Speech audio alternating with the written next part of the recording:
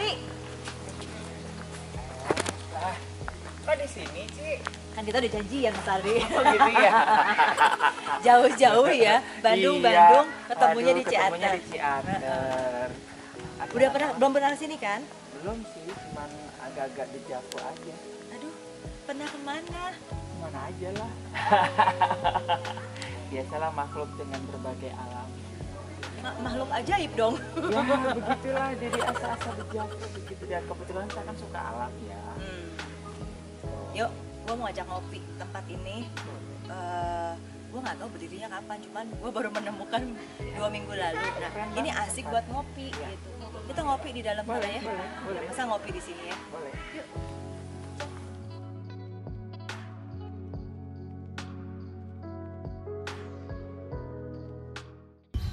Halo, balik lagi sama Foni. Kacamata Foni. Nah, hari ini gue lagi ada di Warung Pinus. Di mana itu? Di Ciater, sebelah situ. Kalau misalnya dari Bandung, kita ke Ciater sebelah kanan. Nah, kita ke sebelah kiri. Dan hari ini gue nggak sendiri. Gue ditemani sama teman gue, kakak gue, Mas Ari. Udah kelihatan sih padahal tadi ya. Udah kelihatan tadi juga ya padahal. Nah, gue kenal beliau udah lama. Dari mulai Gajah Mada belum berdiri sampai berdiri, Mas Ari udah ada. Lu tua banget berarti. Kerja duduk ya. Ya, Mas Ari ini penyiar radio, salah satu radio beken juga loh di Bandung. Dan ya, guys, gue masih kayak anak guys, Mas Ari ini punya kelebihan. Dia bukan sembarang dari teman gue, karena dia cuma satu-satunya teman gue yang bisa bersuara bermacam-macam karakter gitu. Dulu aja waktu dia siaran, gue sempat nyangka itu Bu Ari, ya kan? Bu Ari. Padahal setelah gue tahu, ternyata dia adalah Mas Ari. Tapi yang lebih menarik lagi adalah perjalanan hidup seorang. Nama lu siapa sih, Mas? Nama lengkapnya? Ari aja. Ari aja. Oh, nama Ari aja. Gitu. Oke, sekarang sambil ditemenin cireng dan begitu dan teh manis, kita mau ngobrol-ngobrol. Mas Ari teh mau curhat sama Eke, gitu ya Mas Ari?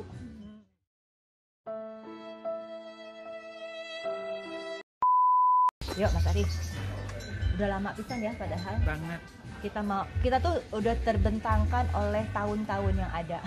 Tahun Eke masih muda, Eke setengah muda, sampai sekarang masih tetap muda. Iya, betul. Dari zaman hijrah masih bayi. Nah, Mas Ari ini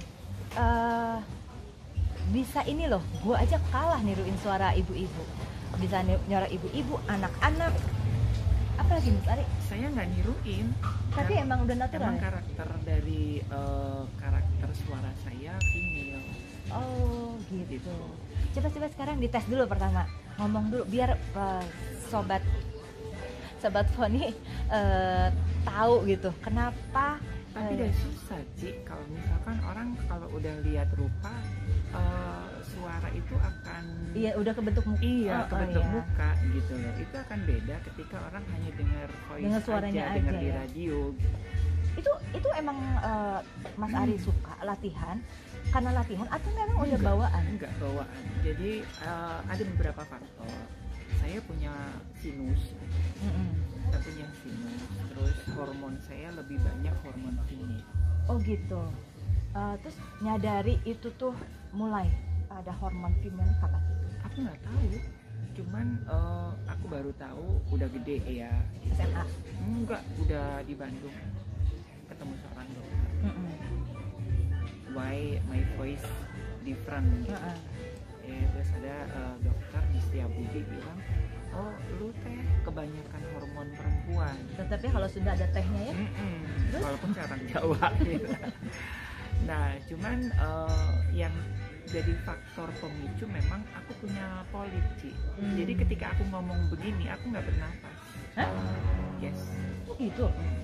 Jadi aku kayak suara diafragma. Itu yang bikin suara aku kecil. Jadi rongga hidungku tukat samakan sebetulnya hanya beda bintang dikit. Iya ya. Kalau gua diginiin langsung bintang. Iya. Iya. Begitu aku ngomong itu ada katup di sini yang nutup di hidung. Jadi aku kalau ngomong pakai suara ini perut pakai ke Jago berenang dong. Suka, Bisa nafas lama dong. suka waktu kecil. Oh, Karena saya hidup di kali di kampung. bukan Denny manusia ikan kan? Mirip. Tapi anak sekarang nggak akan tahu Denny manusia ikan. Cuman kita katanya. Saya mermaid. Beda kan? Anak gue yang suka Mermaid, kalau gitu. Tinkerbell. Nah, Mas Ari, lo tuh masalahnya waktu kecil gitu, maksudnya SD kayak gitu, suara juga begini. Ya. Nggak suka diledekin.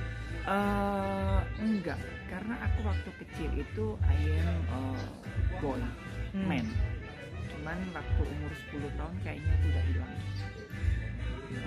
Hilang bahwa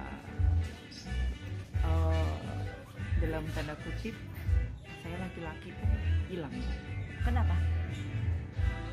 Iya banyak hal ya. Sebetulnya kalau diruntut mah itu banyak ya, karena dari keluarga banyak cowok. Saya 7 bersaudara, cuman yang cewek cuma 1. Terus keluarga pengen punya anak cewek. Jadi dari kecil pun nama Ari itu kan Ari siapa itu cewek sebetulnya.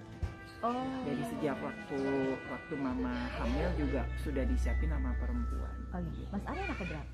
Anak ke-6 Dari 7 bersaudara. gitu. Jadi berharap waktu itu lahir perempuan kali. lahir perempuan, terus juga diperlakukan dengan seperti perempuan yang Dipakein mungkin- baju perempuan juga. yes. Sama mama sama papa. Iya, Maksudnya sorry.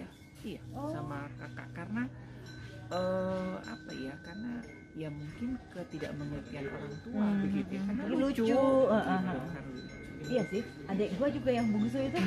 Sebetulnya yang paling parah itu sebetulnya bukan masalah gua didandanin Didandanin ya, perempuan, bukan. tapi waktu kecil saya mengalami sexual abuse. Oh, umur 10 tahun itu. No, umur 2 tahun. Mas Ari inget? Itu Tuhan bukakan. Oh. Ketika saya bertanya, kenapa aku begini, gitu. Mm-mm. Karena kan nggak ada jawaban dari orang tua juga. Siapa sih yang mau punya anak begini? Ya kan. Tuh. Mungkin begini itu waktu itu di umur 10 tahun itu apakah Mas Ari memang udah condong ke perempuan? Sebetulnya orang tua itu udah semua orang di desa saya udah tahu saya dari kecil, karena saya gaulnya dengan anak perempuan. Gitu. Dan kakak-kakak yang membiarkan juga menikmati Ya. Mas Ari jadi perempuan. Ya mungkin itu di orang kampung itu sebuah kelucuan. Oke. Ya, karena sebuah ketidakpengetahuan kelucuan. ya. Iya. Nah, terus ya itu tadi saya baru tahu gitu ketika saya di sekolah teologi ya kan, saya kan ngejar nih Tuhan. Sekolah teologi ya loh. Jangan salah catat. Terus lanjut. Kumlot lagi. Kumlot loh. Catat. Nah, jadi kan ketika saya udah itu mah udah titik balik awal sebetulnya kenapa saya begini. Saya ngejar Tuhan tuh. Baru itu kayaknya saya ada dapat sebuah film gitu. Oh, itu kan anak umur di bawah 1 tahun setengah kan baru jalan. Jadi nggak, masih belum ngerti. Tapi bank memori itu udah ada. Itu tiba-tiba Tuhan bukakan, oh iya ya, itu pertama kali ya, itu yang membuat saya ya itu tadi seksual abuse. Jadi waktu kecil kan saya tinggal di asrama. Umur berapa itu? 2 tahun. 2 tahun. Dari kecil kami di asrama. Di asrama. Kenapa? Maksudnya di asrama? Bersama papa mama? Yes, iya, karena orang tua saya kan kawin lari gitu. Jadi untuk menghindari dari kejaran dua keluarga, ya karena kami dari etnis yang berbeda, kepercayaan yang berbeda. Jadi dari keluarga mama nggak setuju, keluarga papa nggak setuju. Jadi kayak tilunikala lah, orang ningrat sama orang bawahan. Oke. Jadi mereka kabur dan tinggal di sebuah asrama. Nah pas ya singkat ceritanya saya umur segitulah. Saya ingat, bukan ingat, tiba-tiba Tuhan kasih lihat itu. frame ini ya, kayak film begitu ya. Oh saya waktu umur, Itu dalam keadaan apa bisa ngelihat seperti itu? Berdoa atau lagi mimpi? tiba-tiba itu keinget nih di otak kita itu kan ada namanya kayak kortek file-file yang kalau kita minta Tuhan akan singkapkan itu gitu loh. Selama ini kan saya kan nggak minta. Saya bilang ketika saya kejar Tuhan, kenapa saya sampai jadi kayak begini? Lalu Tuhan bukakan dari awal. Itu dari umur berapa waktu teologi itu? Waktu sekolah teologi, Okay. semester 1 tingkat 1 semester 2. Itu aku baru menyadari bahwa ya karena saya dulu sekolah teologi bukan ingin jadi hamba Tuhan, Iya. ingin cari duit aja sih sebetulnya. You. Terus? Nah terus ya itu awal pertama ingat, oh iya ya, kok kayaknya saya melihat ingat waktu kecil kita umur di bawah 2 tahun, orang saya juga belum bisa ngomong. Itu di asrama itu kan banyak anak-anak remaja yang lagi puber. Nah mereka itu kepingin dapat dorongan seksual, tapi kan nggak berani melampiaskan ke lawan jenis. Nah waktu itu saya kan kecil, manis putih, ya unyu-unyu gitu, itulah dilampiaskan dengan beberapa anak-anak remaja. Saya ditidurin, nah buat saya kan ini Nggak apa? tahu anak kecil. Tapi ada something, ada sebuah rasa yang wow, ini apa? Itu Waktu keinget itu. iya, oh ternyata rasa ada passion itu, oh ternyata rasanya ini persis yang saya rasakan ketika saya ketemu dengan orang lawan jenis. Itu pun saya, teman saya SMP. Oh, SMA. pernah suka sama cewek juga? Oh iyalah, makanya saya bilang itu, saya sebetulnya tumbuh normal. Saya merasa laki-laki normal dan umur 8 tahun, 9 tahun itu rasa jatuh cinta dengan cewek itu wow. Ada satu cewek yang saya naksir banget, wah tiap ketemu pengen gua cium aja di orang, dan saya nggak ngerasa ada something. Nah kejadian waktu saya umur 2 tahun terulang lagi ketika saya SD. Itu ada sama tetangga saya yang sama, yang dia masa-masa puber, karena lihat saya putih, saya cantik gitu kan, tiap hari ditidurin. Itu mungkin karena Mas Ari pakai baju cewek? No. Enggak. Tetap baju cowok Yes. juga. Cuman ya memang saya kan nggak terlalu suka dengan bergaul dengan cowok ya, karena suka nangis, suka dibully gitu. Jadi saya dari kecil itu sebetulnya orang-orang udah tahu, dan saya dari kecil pun bukan Ari namanya. Siapa? Tesi. Oh. Jadi orang kampung taunya saya Tesi. Ya karena saya suka main dandan, lebih suka main-mainan rumah-rumahan, masak-masakan, drama-drama. Tadi Mas Ari bilang Mas Ari ngerasain kayak normal. Tapi Mas Ari punya, orang kampung ngerasain bahwa Mas Ari udah dipanggil Tesi gitu. Iya, itu kan ya nggak, waktu itu kan aku kan belum ada namanya ketertarikan seksual. Oh, karena waktu kecil ya. Iya. Cuman ya setelah itu tadi, setelah saya udah 10 tahun, 11 tahun lah, SD lah kalau nggak salah. Nah disitulah saya mulai lebih intens ya dapat sexual abuse dari tetangga saya yang puber, dari beberapa orang, karena itu kan asrama salah satu angkatan lah gitu. Jadi kan saya ya kadang-kadang dilecehkan. Berapa tahun nih tinggal bersama yang seperti itu? Sampai gede lah. Cuman waktu itu kan aku belum puber, jadi aku nggak ngerti. SMA masih bareng? SMA saya baru puber. Enggak, masih di rumah itu juga bareng asrama juga? Iya, masih di situ. Nah, cuman baru taunya itu ya pas aku puber. Nah, terus pertanyaan aku ya, kalau gitu papa, mama saat Mas Ari udah makin gede SMA itu mulai melarang nggak? Enggak. Tetap dibiar aja? Iya. Iya. Mas Ari masih waktu SMA itu udah mau tetap dandan. Enggak. Oh enggak. Ya sembunyi-sembunyi lah ya. Tapi tetap luarnya cowok gitu ya. Iya. Tapi ya seperti itu yang kayak dandanannya sembunyi-sembunyi gitu ya. Sebetulnya nggak sembunyi-sembunyi sih, karena kalau di kampung itu kan lumrah ya. Jadi zaman dulu di Jawa Timur itu kan ada kesenian ludruk, apa itu kan rata-rata pemainnya kan laki-laki. Oh iya sih, seniman-seniman. Iya seniman gitu ya. Orang tua pikirnya ya ini mah orang seniman, jadi Iya, suka betul-betul. nyanyi. Kayak ada satu seniman yang aku suka banget yang dari Jogja tuh, Didi Nitawok. Didi Nitawok itu. Orang pikir kan ya lucu gitu.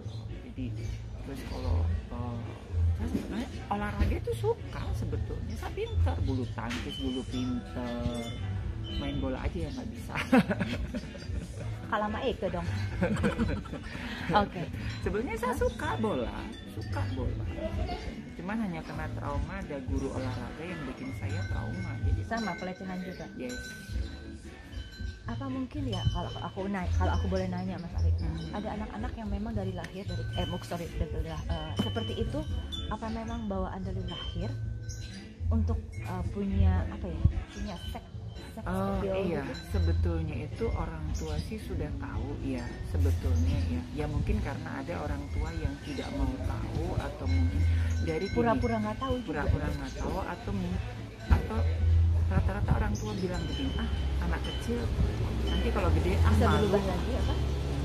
Iya, malu lah ntar kalau gede gitu kan. Padahal itu kan dari saya mendampingi kasus-kasus yang seperti ini ya, oh iya kita dulu begini, kita anggap ya udah kecil, anak kecil tahu apa, nanti kan kalau salah.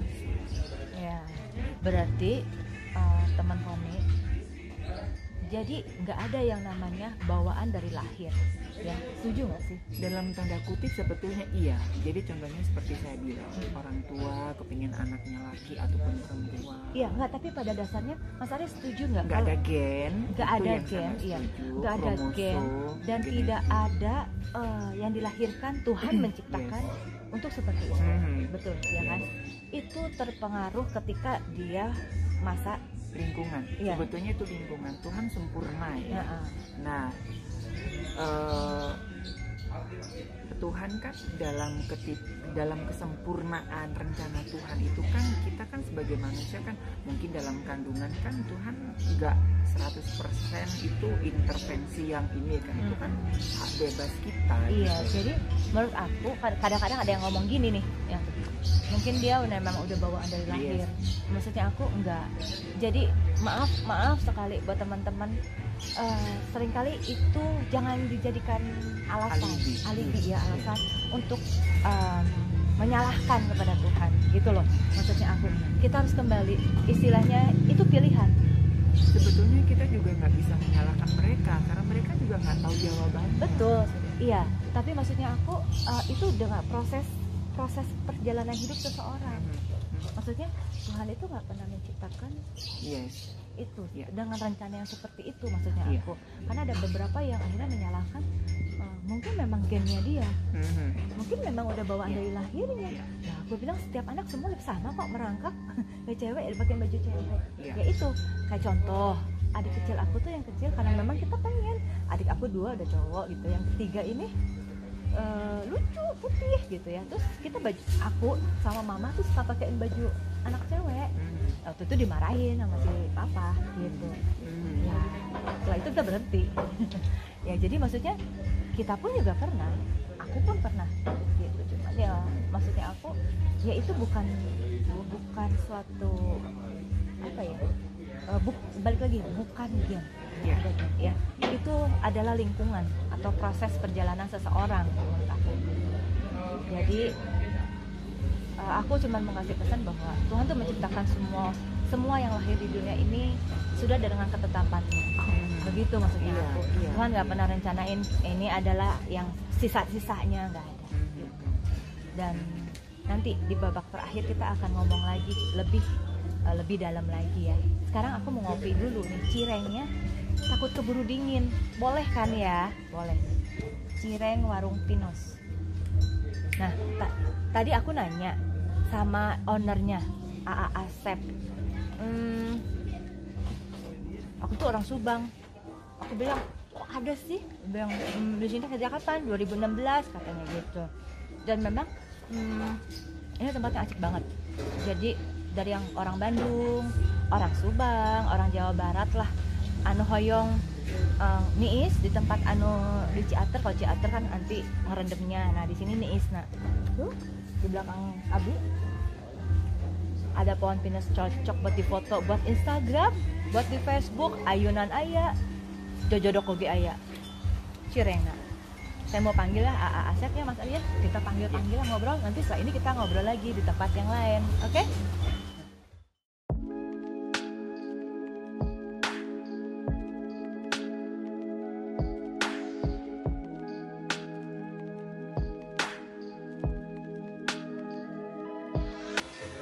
Sambil makan ya, soalnya ini enak, nggak susah lepas.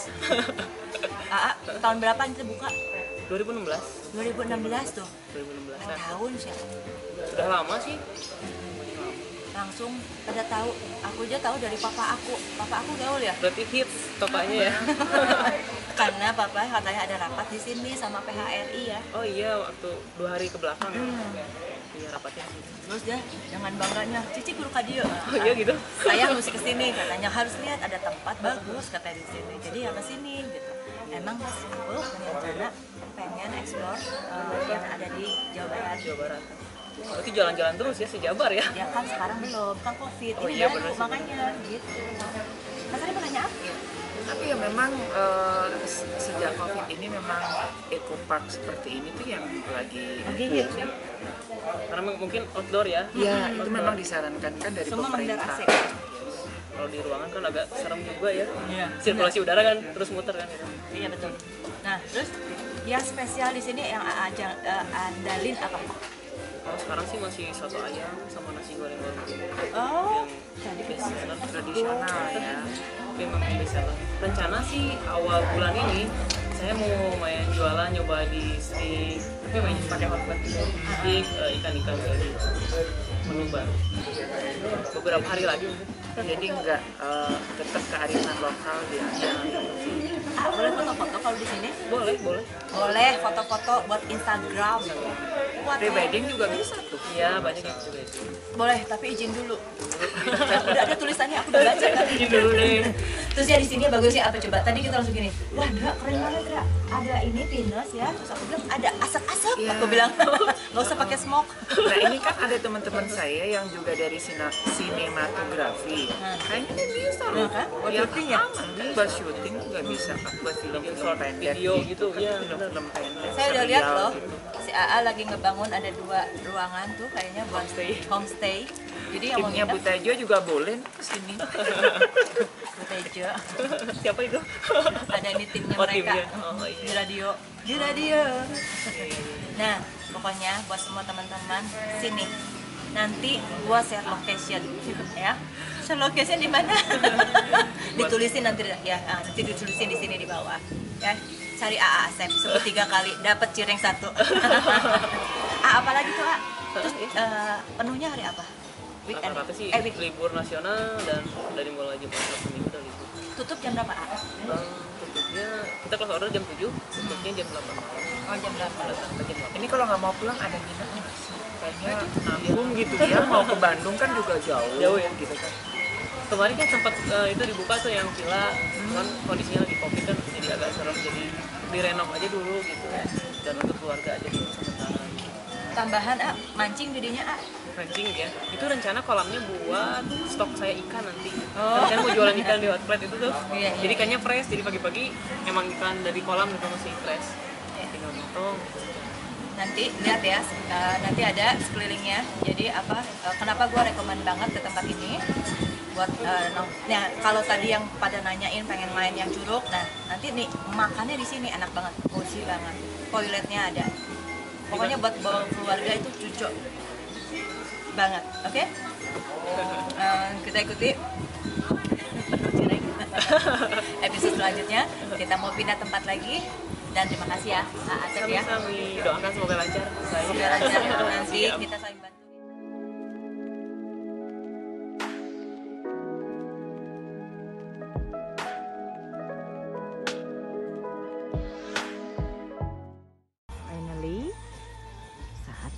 Bekasi Dapur Tengah. Kita mampir di Warung Barokah. Konon mama gua itu gurunya gue dalam cita rasa. Nah, dia tuh suka banget di sini. Ada sate marangi, ayam bakar. Ya, tadi sih gue udah mencium bau ikan ya. Jengkolnya katanya enak. Tapi ini forbidden for me. Lenca. Nah, tempat duduknya ala Sunda. Santai aja. Oh, ada ini saung-saung. Aduh, gila nikmat banget. Tapi kalau buat rame-rame sih nggak bisa di saung. Cuma bisa buat 4 orang ya. Gitu deh. Gua zoom ya.